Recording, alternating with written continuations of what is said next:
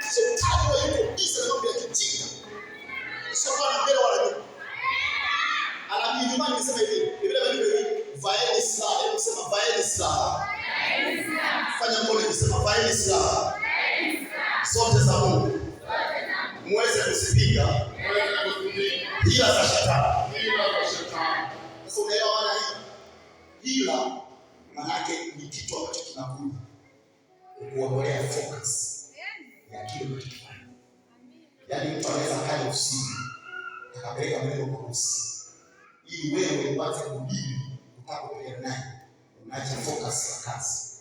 Halafu yeye atapiga hela. Halo. Watu wanaelewa chochote. Hila ni mtu kusema neno ambalo umemfanya. Halafu wewe unaposema neno na wewe unahesabika ni kibao. Kwa sababu unafanisha na mtu apende kwenye bwawa nao. Nguo ameziacha pale. Akapita kichapa. Akapitia nguo. Halafu wewe uko kwenye maji ukatoka kumfukuza. Usisahau ile kichaya na dafu. Sio? Anadasa wewe. Wewe unatoka hauna nini? Unaanza kufanya nani wewe?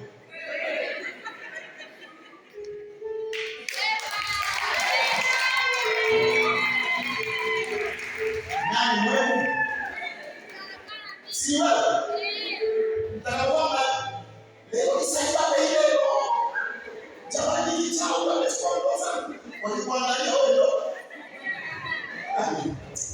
Mwenye ofisi mko chini. Sasa yeye hana mtu chakula amefika. Usione tu kwa hivi. Usimuone nabii kwa hivi. Tuliamua kufunga masikio. Mungu alitupenda. Tulilala njaa duniani. Kwa maana kidogo tunaacha sana. Nataka kueleza. Umesema kidogo na unaacha kidogo. Umesema kidogo unasusa. Ukiona mtu anakuja kwa alitoa na mwingine mkaribu. Wabebe malizia kusema. Yao tunapofautiana kwa duniani. Amina. Sio tuponza kwa mimi dunie. Moyo wangu sio kama wako. Unajua wewe unaweza kuhimili maneno sio? Na mtu mwingine hawezi. Unapomuumiza moyo. Unajuaje uwezo wake wa Mungu? Toka unafautiana. Unapovunja mtu moyo wa kufanya kazi au kujitoa, moyo wake utafunika sana hata kusali. Unajua nini? Unajua huyo mtu. Kwa sababu sisi tunatamani watu wengine. Kama tunaombea hata ile hali ya chini lazima ubarikiwe. Na ukibarikiwa unakaa utosa sana. Na mimi nakwambia huu mwezi wa pili. Baada ya leo kupaka mafuta mimi yako huu mwezi wa pili. Huu mwezi wa pili iko baraka kubwa juu yako.